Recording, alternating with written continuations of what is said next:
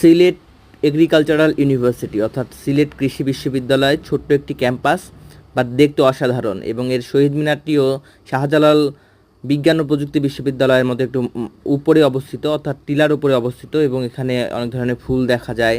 ছোট্ট একটি ক্যাম্পাস, গোছানো এবং সব কিছু মিলিয়ে অসাধারণ।